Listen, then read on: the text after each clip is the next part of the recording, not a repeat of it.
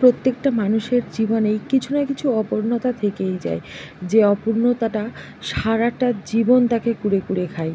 আমাদের আশেপাশের এমন অনেক মেয়ে আছে যাদের জীবনের অনেক সুপ্ত ইচ্ছাগুলো সারা জীবন কিন্তু সুপ্তই থেকে যায়, সেগুলো আর কারোর সামনে প্রকাশই করা হয় না।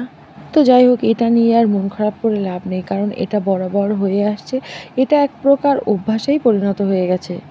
তো যাই হোক, আজকে অন্য একটা গল্প তোমাদের সাথে আমি শেয়ার করতে চাই। আমার একটা দিদি ছিল, যেই দিদিটা এখন আর পৃথিবীতে নেই, কিন্তু ওনাকে না আমি কোনো রকমে ভুলতে পারি না। মানে প্রত্যেকটা সময়, প্রতিটা মুহূর্তেই আমার না সব সময় দিদির কথা মনে পড়ে, কেন আমি জানি না। কারণটা মনে হয় একটাই, কারণ অনেক অপূর্ণ আশা রয়ে গেছে। প্রতিটা পদক্ষেপে, প্রতিটা মুহূর্তে এত এত বেশি মনে পড়ে যে তখনই না মনটা খুব খারাপ হয়ে যায়। রান্না করতে করতে একটা কথা আমার ভীষণভাবে মনে পড়ছিল।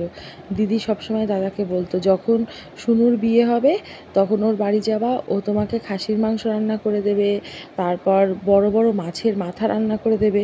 আদেও জানো তো, দাদা কোনো মাছই খায় না। এখন যেমন ভ্লগ ভিডিও করি, তখন না ভ্লগ ভিডিওটা আমি করতাম না, কিন্তু আমি নানা রকম ছোট ছোট মুহূর্তগুলো ভিডিও করে রেখে দিতে না ভীষণ পছন্দ করতাম।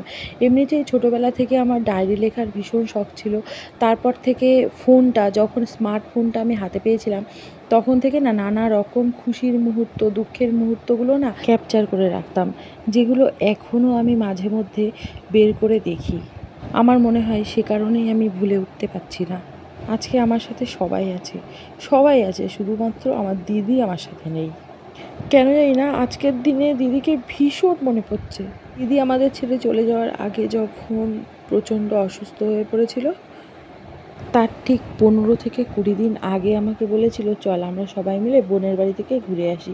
যেহেতু আমার এমনই কপাল ছিল যে বাবার বাড়িতে যাওয়ার কোনো উপায় আমার ছিল না, তো ওই কারণে আমি আর দিদি চলে গেছিলাম আমার বোনের বাড়িতে। সেখানে গিয়ে 3 থেকে 4 দিন আমরা 3 বোন ভীষণ মজা করে কাটিয়েছিলাম।